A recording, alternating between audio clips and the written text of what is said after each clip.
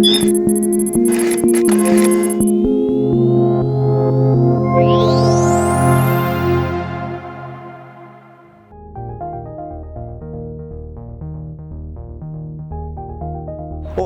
meu nome é Gilson e eu sou nutricionista do grupo Agroceres Multimix.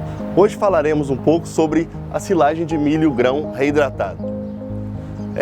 Um aspecto importante a ser considerado é que o milho produzido no Brasil é predominantemente de textura dura, o que compromete parcialmente ou em grande magnitude a digestibilidade dos animais. Algumas tecnologias foram criadas ou são utilizadas para amenizar esse problema da dureza do grão do milho. Uma das tecnologias é o milho grão úmido, que nada mais é do que aquele processo de plantio e colheita do milho quando ele atinge 35%, milho grão, quando ele atinge 35% de umidade. Então ele é moído e é ensilado. Entretanto, algumas situações fazem com que seja dificultada a produção desse milho grão úmido na propriedade. Por exemplo, a falta de área para plantio pode ser um exemplo, a falta de operação ou de mão de obra necessária para a produção desse milho, que muitas vezes coincide com a época de produção de silagem de milho planta inteira na propriedade. Para essas situações, a gente pode utilizar o milho grão reidratado, que nada mais é do que o milho grão seco, com umidade de 12%, 13%, que a gente faz a moagem, a reidratação e a ensilagem desse material e que permite torná-lo tão eficiente em digestibilidade e aproveitamento do amido contido no grão do milho quanto o grão de milho úmido e também melhor do que o grão seco.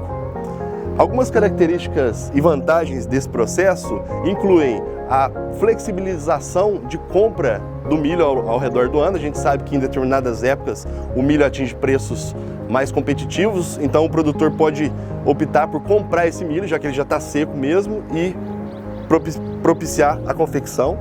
Outra vantagem muito importante é que eu consigo armazenar esse produto na própria propriedade a baixo custo. Isso é uma vantagem muito importante no milho grão reidratado. Dentre outras operações, eu posso utilizar isso para sorgo também e outros tipos de grãos, mas principalmente para milho e sorgo. Três aspectos são fundamentais para que eu consiga um produto de alta digestibilidade e com baixas perdas durante o processo. Uma delas é a hidratação. Eu necessito que eu faça uma reidratação desse grão até que ele atinja em torno de 35% de umidade. E essa hidratação, ela tem que ser feita de forma uniforme, ou seja, todo o material, toda a massa que será ensilada, ela necessariamente tem que receber água de forma homogênea. Um aspecto importante também dentro dessa hidratação é que a gente deve utilizar inoculantes microbianos, principalmente na base de Lactobacillus buchaneri, para que sejam diminuídas as perdas durante o processo. Consideramos relativamente baixas as perdas que ocorrem nesse processo, entretanto, considerado o custo desse alimento, que é um alimento concentrado, rico em energia, a gente pode ter então ganhos quando a gente utiliza esses inoculantes. Um segundo ponto, além da hidratação, é a moagem. A moagem normalmente é feita em peneira de 5 milímetros ou próximo disso, para que ocorra uma boa compactação e uma boa digestibilidade na ocasião da utilização pelos animais. Algumas variações nesse grau de moagem podem acontecer, e uma delas é devido à operação na propriedade. A operação, às vezes, ela necessita ser rápida, e para isso eu tenho que aumentar o crivo da peneira, ou seja, moer no moinho com peneiras maiores, de 6, 7 milímetros, para que ocorra fluidez desse processo e eu consiga ensilar esse material de forma rápida. Bom, nessas situações, é sempre bom lembrar que existe um terceiro ponto que está relacionado com a umidade e com o tamanho de partículas na ocasião da moagem, que é o tempo de estocagem. Ou seja, para que eu tenha um processo de boa qualidade e um bom aproveitamento pelos animais, eu necessito que esse produto ele fique armazenado por um determinado tempo. Para que atinja estabilidade, normalmente a gente cita entre 7 e 14 dias como mínimo. E os ganhos em digestibilidade a gente começa a ter após um mês. Então, no mínimo 1, 2 meses, né? E o pico desse aumento de digestibilidade, devido a esse processo de conservação beneficiando, é de 7 a 8 meses. Como é um produto caro e muitas vezes não temos esse capital para investir de longo prazo, a recomendação mínima é que fique de 1 a 2 meses ensilado. Esse ponto é importante porque se precisamos alterar a fluidez da moagem, ou seja, aumentar o crivo da peneira, eu necessito estocá-lo por um pouco mais de tempo.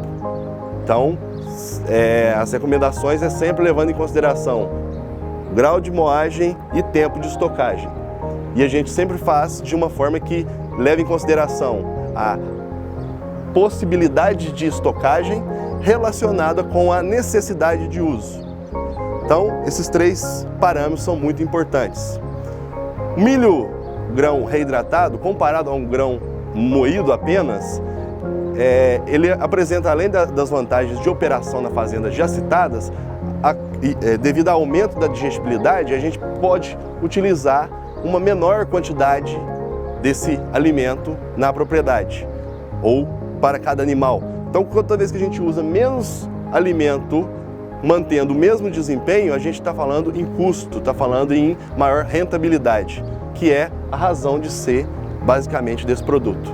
Então, se a gente faz esse milho grão reidratado, a gente respeitando esse potencial de hidratação de forma uniforme, a gente fazer o grau de moagem de forma adequada e mantendo o tempo de estocagem também, podemos obter esse produto que vai aumentar a produção dos animais ou mesmo reduzir custos na dieta. Esses são as principais vantagens do milho grão úmido ou milho grão reidratado, como abordado aqui hoje.